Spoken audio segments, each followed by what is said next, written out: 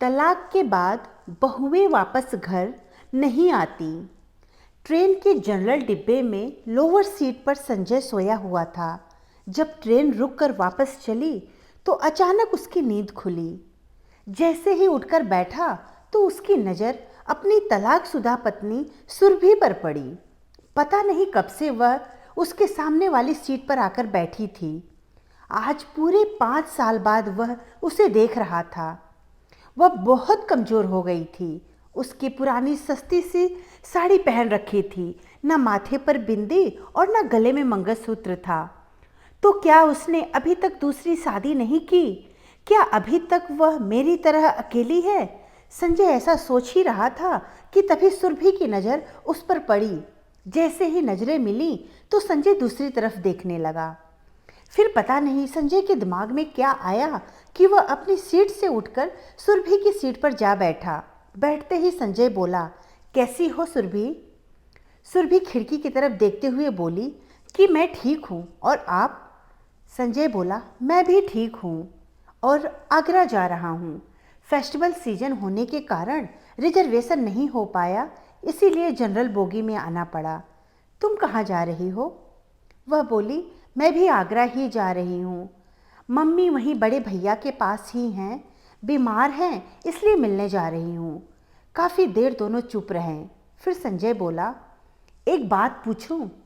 सुरभि बिना कुछ बोले उसकी आंखों में देखने लगी। संजय संकोच करते हुए पूछा, अभी तक शादी क्यों नहीं की? वह कुछ नहीं बोली। कुछ देर शांत रहकर सुरभि बोली, क्या आपने की है शादी? संजय ने भी बिना बोले ना में गर्दन हिला दी। फिर काफ़ी देर तक दोनों चुप रहे, मानो एक दूसरे से मन ही मन शिकायत कर रहे थे। तभी चाय बेचने वाला आ गया। संजय बोला, लो चाय वाला आ गया है, तुम चाय पियोगी? सुरभि ने ना में सिर हिला दिया। संजय ने रिक्वेस्ट करते हुए बोला, पी लो चाय, तुम्हारे साथ मैं भी पी लूँगा। जानता हूँ तुम्हारी सबसे बड़ी कमजोरी है। वह थोड़ा मुस्कुराई तो संजय ने महसूस किया कि वह अपनी आंखों से बहने वाली आंसुओं को समेटने का प्रयास कर रही है। 5 साल उसके साथ रहा था। जब भी वह अपने आंसुओं को समेटने का प्रयास करती थी तो ऐसे ही मुस्कुराया करती थी। जब संजय दूसरी तरफ देखने लगा तो सुरभि जल्दी से अपने आंसुओं को पोंछने लगी।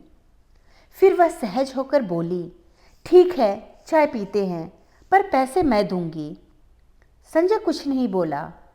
फिर सुरभि ने 2 चाय ली और एक संजय को देते हुए बोली, अब मैं भी कमाने लगी हूँ, एक प्राइवेट स्कूल में पढ़ाती हूँ, महीने के 10,000 आराम से मिल जाते हैं। चाय पीते हुए संजय बोला, तलाक के समय कोर्ट के आदेश पर मैं तुम्हें 30 लाख रुपए दे तो रहा था, अगर ले लेती तो अपना कोई बिजनेस खोल लेती। मुझे पता है कि तुम बहुत स्वाभिमानी हो, पर इस जमाने में पैसे के बिना कुछ नहीं होता। वह हंसकर बोली, अगर ले लेती तो अपनी जमीर को क्या जवाब देती? ये जमीर रोज कहता कि जिसे छोड़कर आई हो उसी के सहारे पर पल रही हो। इतना सुनकर संजय बोला, तुम बहुत अच्छी हो, मासूम हो, मैं ही बेवकूफ़ था। ये एहसास तुमसे तलाक लेने के बाद मुझे हुआ। तुम यकीन नहीं करोगी, मैं बहुत बदल गया हूँ। गुस्सा बिल्कुल नहीं करता। अब मैं किसी को नीचा दिखाने की कोशिश भी नहीं करता। वो सब बुरी आदतें मैंने छोड़ दी हैं जो तुम्हें बहुत बुरा लगता था। वह उदास होकर बोली, अब क्या फ़ायदा? जब मैंने मना किया करती थी तब आप मेरी एक भी नहीं सुनते थे। हर वक्त बिना कारण चीखना चिल्लाना, आपके कारण मैं हमेशा टेंशन में रहती थी और इसी कारण मुझे 2 बार मिसकैरेज भी हुआ, वरना आज मेरे भी 2 बच्चे होते, एक 8 साल का हो गया होता और दूसरा 5 साल का होता। कहकर वह रो पड़ी।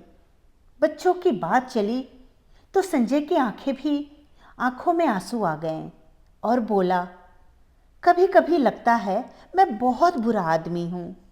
मैंने कभी मेरे और तुम्हारे रिश्ते की कदर नहीं की, उसी की सज़ा भुगत रहा हूँ।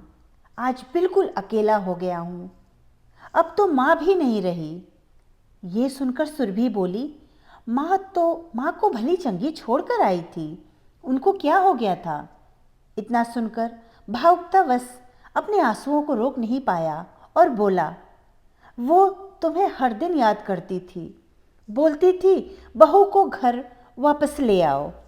मैं उन्हें कैसे समझाता कि तलाक के बाद बहुएं वापस घर नहीं आती।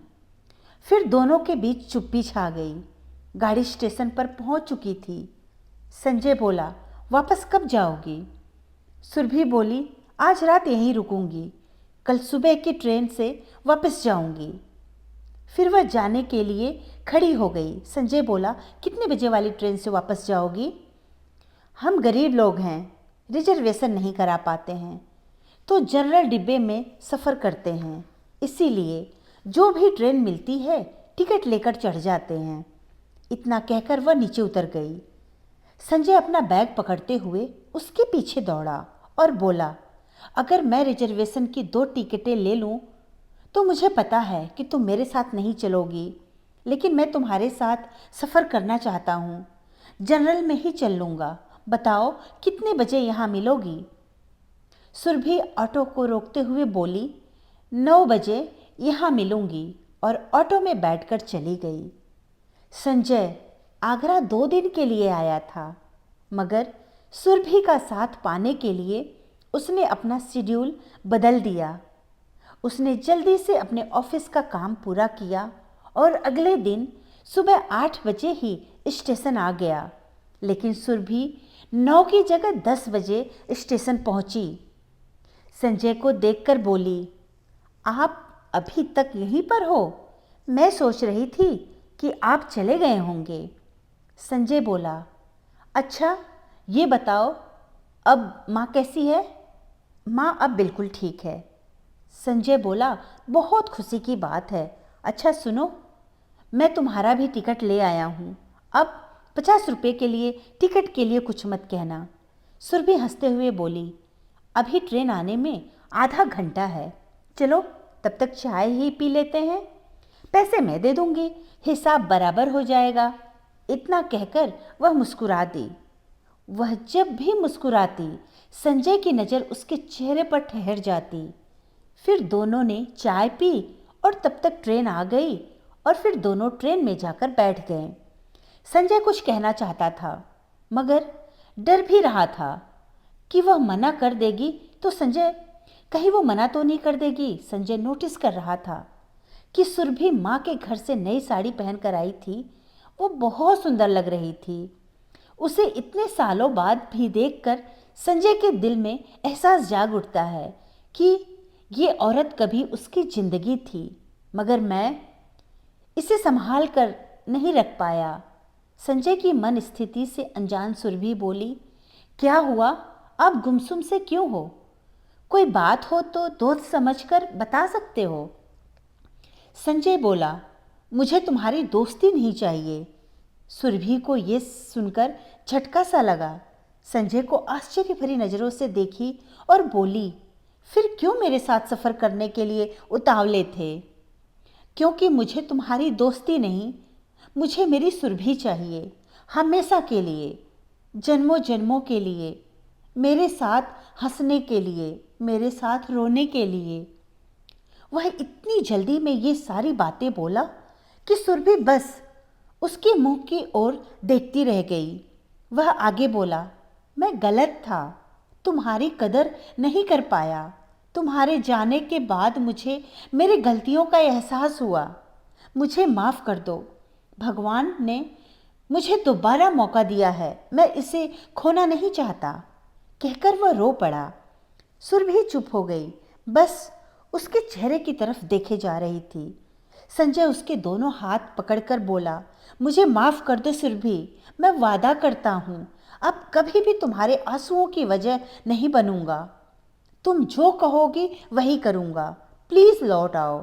संजय को रोता हुआ देखकर सुरभि अपने आप को रोक नहीं पाई और संजय के गले से जाके लिपट गई। धन्यवाद दोस्तों। कहानी अच्छी लगी तो लाइक और सब्सक्राइब ज़रूर करिएगा और दोस्तों को शेयर भी ज़रूर करें।